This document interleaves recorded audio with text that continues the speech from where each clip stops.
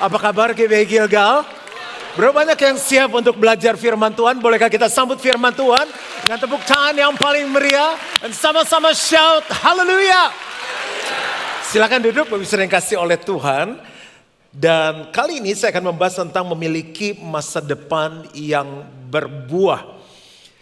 Kita selalu belajar, penting sekali untuk kita balance 5 hal ini. Di area yang pertama namanya rohani, yang kedua di area jasmani, kemudian di area keuangan, yang keempat area apa tuh?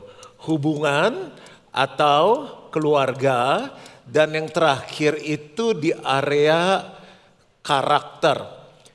Bapak Ibu Saudara mau berbuah di area yang mana? Rohaninya rindu berbuah enggak? Ya tentu rindu. Karena bagaimana kita memuliakan Bapa di surga dengan cara menghasilkan buah. Kita mau berbuah di area rohani, di jasmani juga. Bukan hanya pengen punya anak, karena kalau udah punya anak 2, 3, 4 mau sanggupnya gedein berapa anak. Tapi bicara mengenai jasmani juga kesehatan kita ingin sampai Tuhan panggil kembali kita dalam keadaan yang sehat. Buat apa umur panjang tapi kita gak bisa menikmati karunia Tuhan. Dan yang pasti di area keuangan, siapa yang pengen keuangannya berbuah? Aku duluan angkat tangan. Yang hubungan atau keluarganya pengen berbuah, yang orang tua udah gini, aduh mami udah pengen gendong cucu nih, sindir-sindir gitu. Kita nungguin setiap malam minggu gak ada yang selamat malam om, gak ada bunyi bel pun tidak berdenting sama sekali. Kita pengen keluarga kita berbuah, semakin harmonis. Dan yang paling penting adalah karakter. Yang pelit jadi murah hati, yang garang jadi lemah lembut, dan sebagainya. Tapi izinkan saya hari ini membahas di area keuangan. Bapak Ibu Saudara, perlu nggak keuangannya berbuah? Perlu ya. Jadi kita akan belajar bagaimana mengalami janji Bapak di area keuangan. Mungkin bagi beberapa orang, wah nggak perlu pastor, uang saya sudah banyak. Loh, kita kan punya anak, punya cucu. Belum tentu apa yang kita tinggalin, kalau mereka nggak bisa mastering itu, mereka kan akan berdiri di kaki sendiri. Masa sampai menikah masih kartu kredit bapaknya dipegang, beli apa-apa pakai uang bapaknya, kan kita nggak pengen udah punya keluarga seperti itu. Jadi kita bisa bekali anak-anak kita, atau kita menolong orang di sekeliling kita. Bapa di surga ingin anak-anaknya tidak kekurangan, bahkan mau supaya berkelimpahan.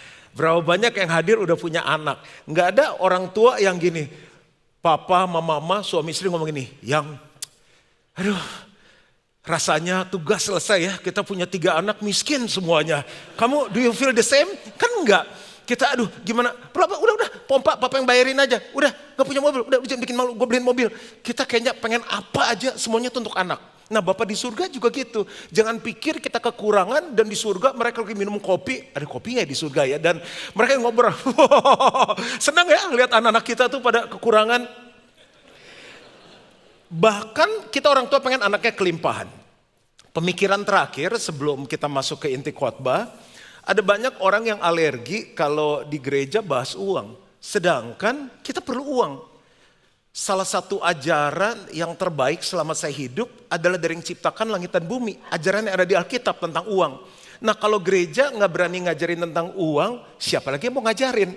Jadi hari ini kita mau belajar bagaimana attitude kita dalam keuangan. Karena di gereja kita itu kedatangan generasi-generasi baru yang sebelumnya belum mengenal Tuhan. Ada orang-orang yang belum kenal Tuhan datang ke gereja. Di Gilgal paling jarang bahas keuangan, bisa 2 tahun sekali, setahun sekali, lebih banyak di kelas pemuritan. Mengapa? Kami fokusnya lebih membawa orang mengasihi Tuhan. Karena kalau dia mengasihi Tuhan, dia akan baca surat cintanya Tuhan. Waktu dia baca surat cintanya Tuhan, dia akan ngerti tentang keuangan. Tapi seringkali seorang bapak perlu mengajarkan secara sederhana. Ada banyak hal yang kami terus perbaiki. Misalnya dulu kita pakai kantong kolekte diedarin. Karena gak semua orang sedang punya kemampuan keuangan untuk memberi. Sekarang enggak, kita rubah. Jadi yang mau memberi, dulu masih ada kotak persembahan. Tapi yang ngitungnya udah gak kuat kan, volunteer kan. Belum lagi yang udah diremes-remes duitnya, mesti disetrika dulu sebelum ke bank. Karena kan kalau orang bantang dari pasar ikan, Pak, enggak, ini dari rumah Tuhan, kebetulan persembahannya gak enak. Jadi sekarang udah zaman digital, semuanya transfer. Dan kita ngajarin kalau memberi itu bukan kewajiban agama, bukan karena nggak enak, terpaksa. Ini adalah tanda cinta kita sama Tuhan. Karena kita sayang Tuhan, kita memberi. Ini adalah tanda syukurku. Aku bisa hidup sekarang, melewati banyak masalah, masih tetap kuat. Tinggal di Jakarta yang oke, di Indonesia yang oke. Kalau kita bisa masih, semua nafsu makan masih bagus. Bagus, pastor nggak lihat apa. Itu Tuhan, ini tanda syukurku kepada Tuhan dan ini tanda hormatku kepada Tuhan. Kalau saya sih enggak ya, saya enggak ke gereja lah, saya beri langsung sama Tuhan. Nah saya juga bingung caranya bagaimana dia beri langsung sama Tuhan. Karena Tuhan selalu pakai sarana. Makanya di dalam dunia ada pemerintahan. Kalau kita ditaruh di Indonesia, kita mengembalikan pajak. Sehingga kita bisa punya jalan raya, semuanya bagus, kita nikmati tinggal di kota dan bangsa kita. Ada keluarga, untuk menumbuhkan seorang anak jadi anak yang jadi, SD, SMP, SMA kan ada orang tua yang membiayai. Selalu Tuhan kerja pakai saluran. Demikian juga di gereja. Untuk kita bisa belajar dekat sama Tuhan bertumbuh, ada sebuah gereja lokal. Dan cara Tuhan memberkati pun bagi orang-orang yang bilang, saya sih gak ngasih ke gereja, saya langsung sama Tuhan. Loh, Tuhan emang ngasih langsung makan sama kita langsung. Yang makan telur tiap hari siapa? Kasihan. Enggak bagus loh putih telur. Enggak pernah makan telur. Oke, nanti khotbah yang lain tentang telur. Kan Tuhan gak gini kan, ini pada perlu telur nih. Oke, kamu putih telur 5 ya? 5. Kan gak gitu. Dia pakai sarana, kita dikasih kepintaran, akal budi, kita bekerja, kita punya penghasilan, kita bisa beli telur. Itu cara kerjanya Tuhan. Nah, kita mulai dengan ayat 2 Korintus 9 ayat 10, izinkan saya pakai sarung tangan. Nggak ada tindakan bedah hari ini, aku cuti, aku khotbah seharian. Tapi ada sesuatu yang saya mau lakukan. Ia itu siapa? Loh, I-nya gede loh. Ianya siapa? Nah gitu, Ia yang menyediakan benih bagi penabur. Jadi selama kita mau memberi, kita mau menabur, selalu ada benih.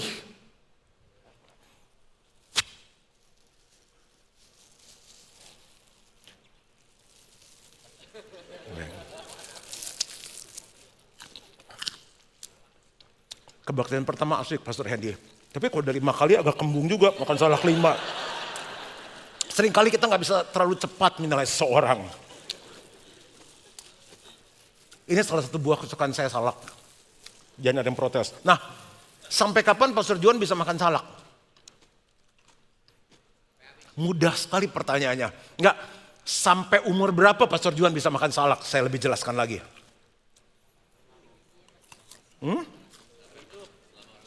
Selama-lamanya. Selama ada seorang penabur, yang kalau makan salak, nggak ditelan sama bijinya. Dia harus apa? Ini saya ibaratkan tanah boleh ya, jangan tersinggung ya. Saya tabur. Selama ada seorang penabur, saya bisa makan salak terus. Siapa yang pengen sampai mati, sampai meninggal, tetap bisa makan dan hidup. Prinsipnya menabur. Cepat banget. Tadi yang pagi lama saya habisin sampai 1 salak nunggu jawabannya. Semakin cepat saya gak harus habisin. Ia yang menyediakan benih bagi penabur. Penaburnya siapa? Agak ragu jawabannya. Kita lah. Coba bilang sama-sama, saya penabur. Bapak Ibu seorang penuai atau penabur? Penabur dan penuai. Langsung jadi rendah hatinya bablas penabur. Gak mungkin gak mau menuai. Oke, penabur ya. Lanjut. Dan roti untuk dimakan. Ladies and gentlemen, ini roti. Iya, sabar, udah emosi, makan. Oke.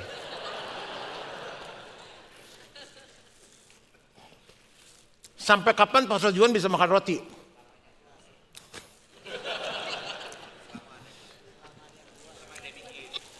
Oke. Tadi saya tabur biji salak di tanah numbuh kan. Sekarang saya coba pakai roti ya. Semua berdoa dong, jangan ketawa nih serius loh kuat banget. Semua doa, Tuhan biar rotinya tumbuh. Saya tabur ya. Tumbuh nggak? Enggak. Hilang, ntar kan habis kebaktian, siapa namanya gitu, lumayan katanya. Roti ini yang tadi saya makan ini akan ada di mana? Perut, terus besoknya ini roti yang kemarin. Flash, masuk, hilang. Bapak saudara, tangan udah bersih, sekarang boleh pegang duit. Aduh. Sabar ya.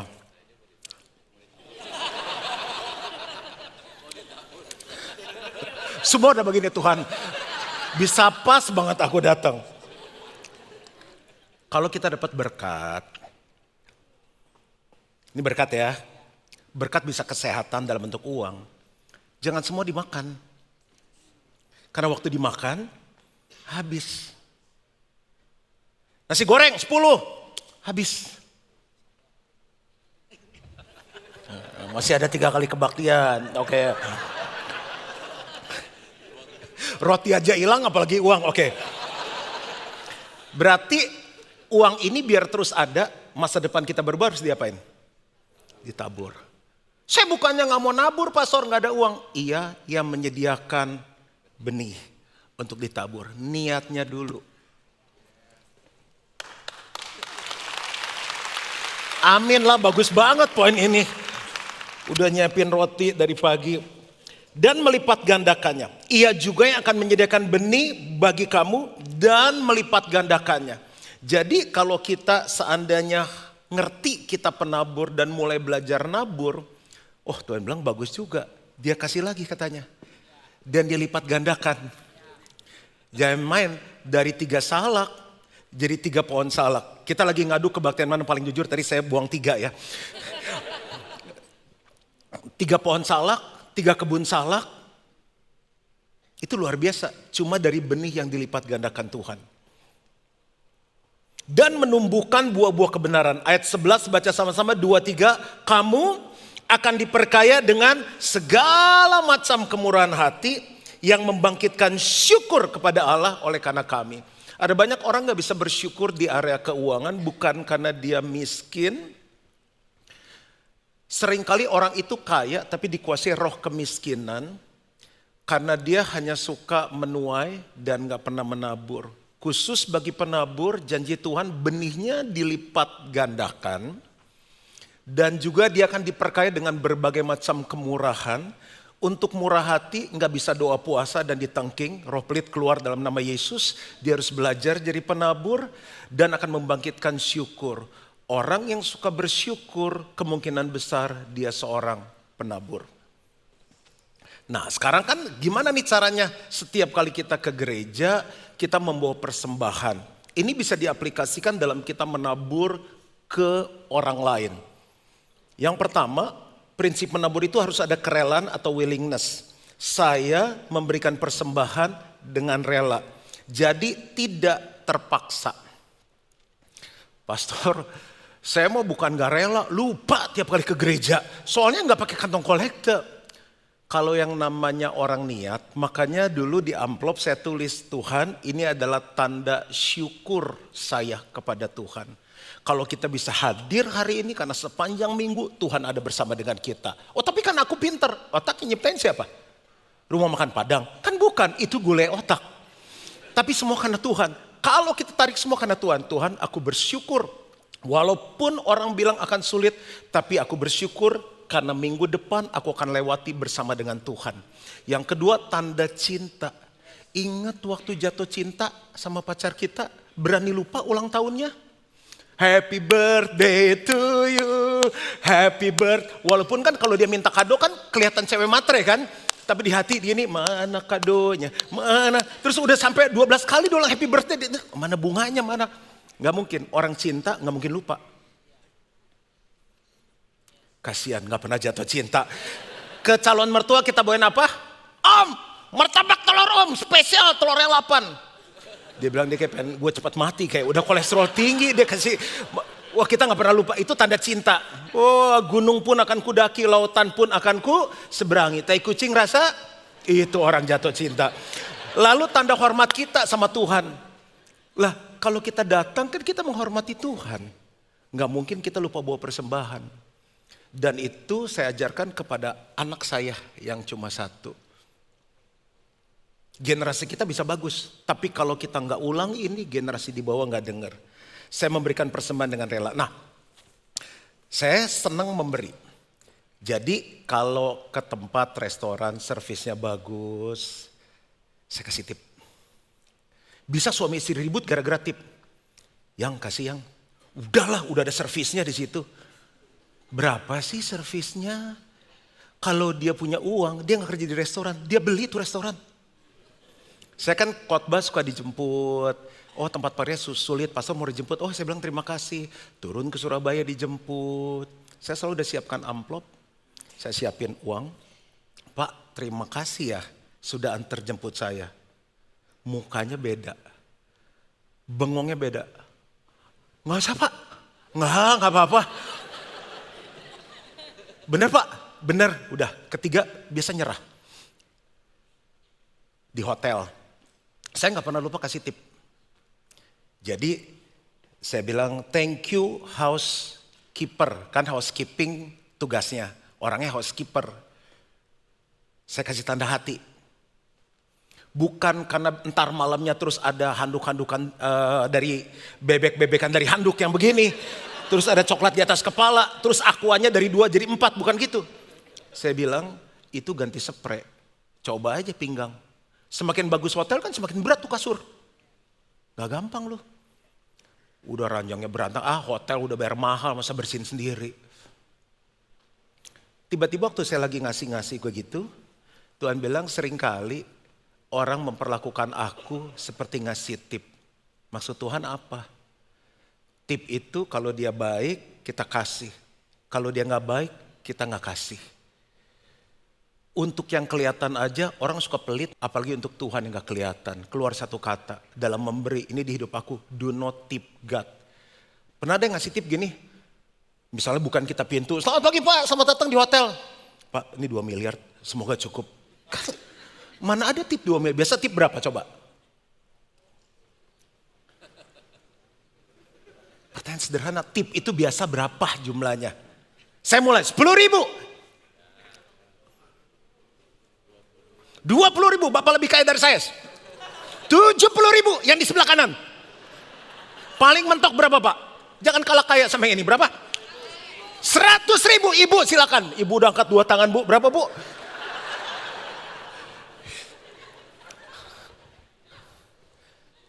Level itu yang kita kasih karena kita diberkatin.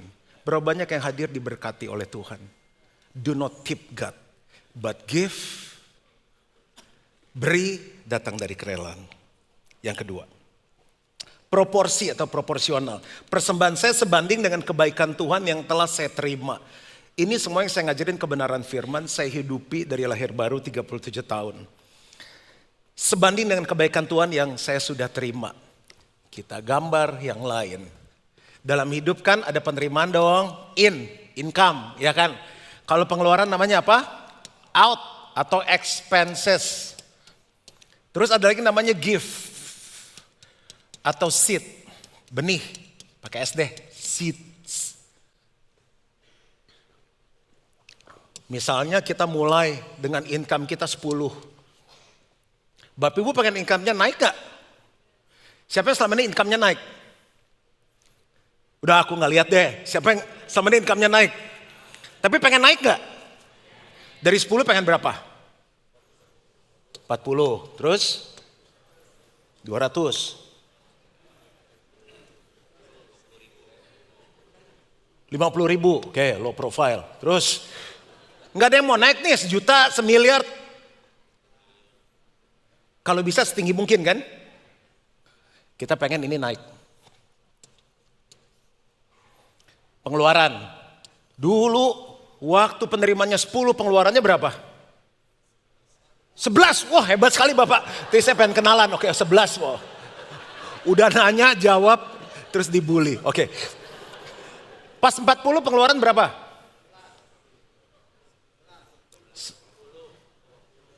11, 20, 15. Pas 200? Bu dari hati sekali kayaknya. 100. Bagus. Yang tadi kebaktian 1, tapi antar kita jangan cerita. Kalau 40 jadi berapa? 40. Kalau naik 200, 200. Jadi responsif sekali, cuma latah. Mungkin usia. Oke. Nah, di penerimaan. Ini tahun 2003. Ini tahun 2023. Nah, benih kita, pemberian kita naik turun.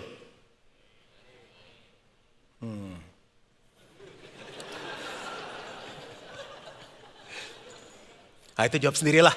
Oke, pintar soalnya kebaktian ini. Jadi nggak usah terlalu dijelasin, udah bisa nangkep. Penerimaan naik, pengeluaran naik, pemberian kita kepada Tuhan yang kasih penerimaan, itu perlu kita pikirkan. Saya sama istri, mulai dari gaji nggak naik, saya selalu bilang ini, setiap tahun, seperti Januari saya bilang, kita mau naikkan pemberian kita kepada Tuhan. Itu belum termasuk benih kepada orang lain. Karena aku nggak bisa balas kebaikan Tuhan yang begitu luar biasa dalam hidupku. Kita pikirkan, kita doakan dengan baik. Yang ketiga, makna atau signifikan. Saya memberikan jumlah yang berarti dan menyentuh hati saya. Contohnya gini untuk lebih ngerti. Mengapa ada orang yang berani bayar untuk sebuah produk yang bagus dan mahal, sebuah servis yang bagus dan mahal, karena itu berarti bagi dia dan menyentuh. Teman-temannya bilang gini, lu gila sis, beli barang segitu apa kagak sayang? Enggak, orang gue suka. Oke, barang itu waktu kita susah nolong kita enggak? Waktu kita sakit. Apakah barang itu menebus kita dari dosa-dosa kita? Enggak. Tapi Tuhan yang pelihara kita setiap hari. Pengertian ini Tuhan kasih dalam hidup saya, itu merubah cara saya berpikir dalam setiap kali saya membawa korban kepada Tuhan. Saya suka barang bagus, saya suka makan enak, saya suka servis bagus, tapi gak bisa mengalahkan kebaikan Tuhan untuk semua yang saya punya, yang saya gak bawa ke lubang kubur. Analogi itu, ukuran itu yang saya bawa setiap kali saya mau ngasih untuk Tuhan. Lukas 2, 1 ayat 1-4. Ketika Yesus mengangkat mukanya, ia melihat orang-orang kaya memasukkan persembahan mereka ke dalam peti persembahan. Sekarang kalau kita transfer kelihatan gak? Kelihatan, beda zaman. Ia melihat juga seorang janda miskin memasukkan 2 peser ke dalam peti itu. 2 peser itu apa sih? Itu upah gaji sehari saat itu. Lalu ia berkata, aku berkata kepadamu, sesungguhnya janda miskin ini memberi lebih banyak daripada semua orang itu. Itu bicara mengenai proporsion, pembagian atau analogi perbandingan. Sebab mereka semua memberi persembahannya dari kelimpahannya. Kalau katakan upah sehari 200.000, bagi janda yang miskin gak punya apa-apa ngasih 200.000 itu hidupnya, itu hatinya. Di mana hartamu di situ hatimu berada. Tapi bagi orang yang punya 200 miliar ngasih 200.000, ya udah kasih deh. Sudah tidak didoakan, sudah tidak ditimbang, tidak dipersiapkan dengan baik. Sebab mereka semua memberi persembahannya dari kelimpahannya, tetapi janda ini memberi dari kekurangannya, bahkan ia memberi seluruh nafkahnya. Sebuah pertanyaan evaluasi di awal tahun, apakah setiap kali kita memberi kepada Tuhan, itu berarti dan itu menyentuh kita sebelum itu menyentuh hatinya Tuhan. Yang keempat, iman atau faith. Saya memberi dengan iman bahwa saya pasti menuai berlipat kali ganda. Wah, ini namanya pancingan dong pastor. Enggak, itu tertulis kok. Siapa yang menabur, dia akan menuai. Siapa menabur dikit, dia akan menuai dikit. Siapa menabur banyak, dia menuai banyak. Nggak bisa diapa-apain. Bapak ibu saudara ke bank pun naruh uang, naruhnya dikit, bunganya dikit. Naruhnya banyak, bunganya banyak. Berarti kita hitung-hitungan sama Tuhan? Enggak. Kita memberi karena kita percaya persembahan kita. Kita beriman bahwa ini menyenangkan Tuhan. Itu dapat hasil, itu cuma dampak dari iman saya kepada Tuhan. Ini beda konteksnya. Jadi mesti memberi dengan iman. Artinya gini, setiap kali kita klik send, transfer. Tuhan, aku berdoa biar ini menyenangkan hati Tuhan. Ini tanda cintaku, tanda syukurku, tanda hormatku kepadamu. Itu faith. Ada orang gitu udah gini. Pas sampai di mobil udah mau makan. Pak, udah persembahan belum? Matang lupa, lu transfer. Itu beda sama orang memberi dengan iman. Kita berani investasi di tempat tertentu karena kita percaya. Buka restoran, ikut. Atau beli reksadana, atau kita dimanapun. Oh bunganya gede, oke kita ikut. Kita bisa percaya, punya iman kepada badan tersebut. Tapi seringkali kita lupa saat kita memberi, kita sedang percaya kepada Tuhan yang punya langit, bumi beserta segala isinya. Dia yang kasih hidup kita. Alkitab bilang dia yang menyediakan benih berlipat kali ganda. Dia akan memenuhi hidupmu dengan segala macam kemurahan. Yang terakhir dia bilang apa? Hatimu akan melimpah dengan ucapan syukur.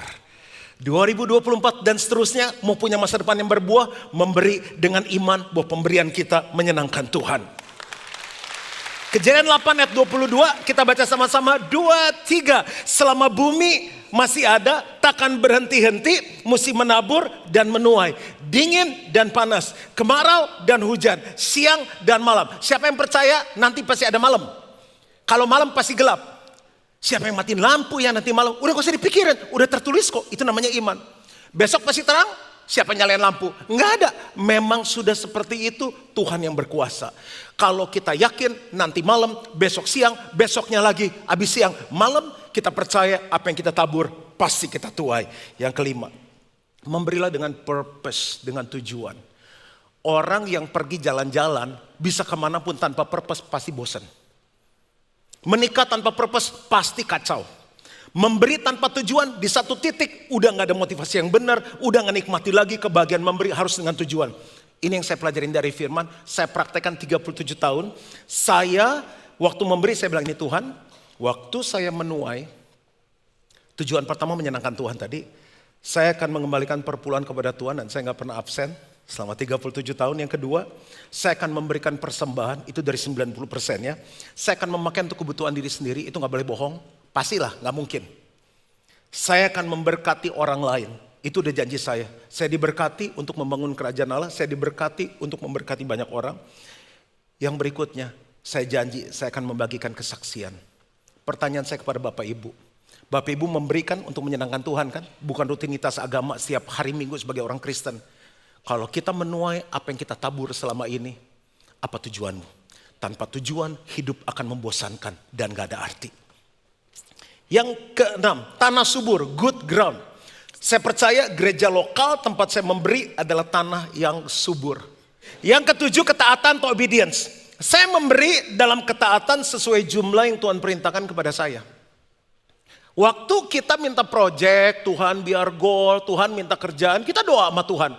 Ini 5 yang ngejar saya, ini proyek yang mana yang dari Tuhan. Waktu minta, terima, kita doa.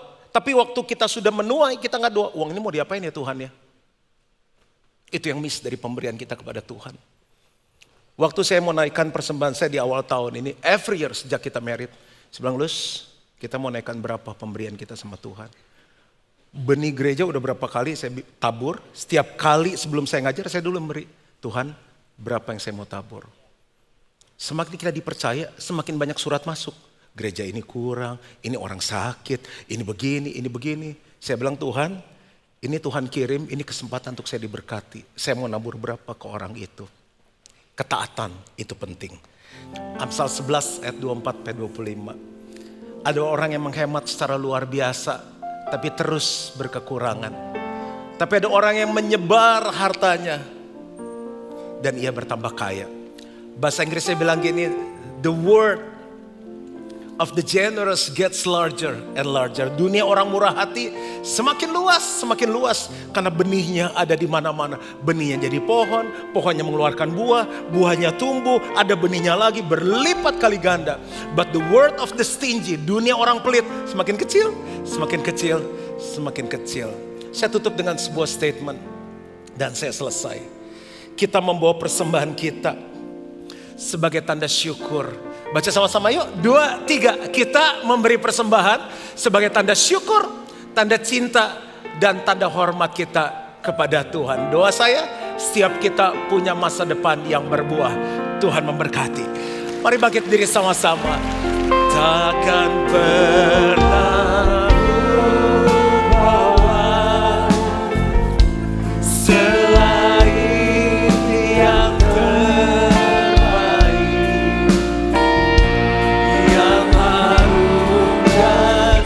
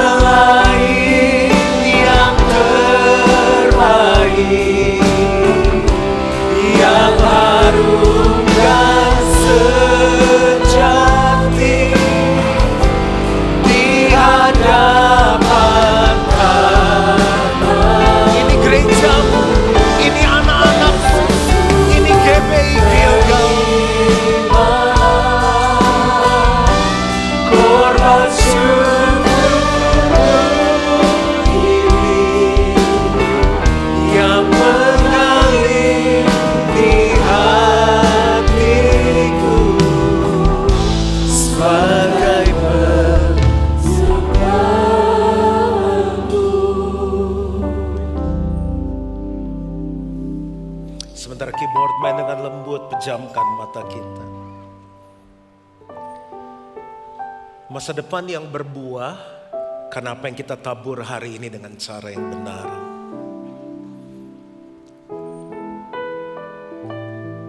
Kita rindu juga gereja ini terus sehat, terus bertumbuh. Sampai anak cucu kita, saat kita senior mereka yang melayani. Itu terjadi karena benih yang kita tabur. Ada orang-orang yang di Gilgal dari 29 tahun lalu, ada yang sudah pulang ke rumah Bapa. Kita ada di sini menikmati benih-benih yang mereka tabur. Kita menikmati Indonesia karena ada yang ditabur oleh pahlawan-pahlawan yang seringkali kita baca sejarahnya, aduh bosan belajar sejarah, gak lepas dari benih. Apakah yang selama ini kita bawa ke Tuhan lewat rumah Tuhan, kita lakukan dengan rela? Do we tip God or we give offering to God? Apakah proporsional? Apakah itu bermakna dan menyentuh hati kita? Apakah kita lakukan dengan iman? Apakah kita punya tujuan saat saya menuai? Apa yang saya akan lakukan? Apakah kita percaya ini tanah yang subur? Apakah kita memberi dengan ketaatan atau karena kebiasaan? Aku minta ini di dalam nama Yesus. Dan setiap kita yang percaya sama-sama katakan, amin, amin.